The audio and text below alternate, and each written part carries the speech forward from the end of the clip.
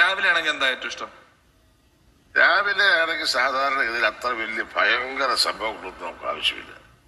ചെറിയ തുളയുള്ള ദോശയുണ്ട്, എല്ലാം ദ്വാരമായിരിക്കും. അതിനകത്ത് നല്ല ചമ്മന്തി പിടിച്ചൊന്ന് കുതിർത്തിയെടുത്ത് അവർ ഇത് ഇങ്ങനെ എടുത്ത് കഴിച്ചാൽ വൃക്ഷമായി.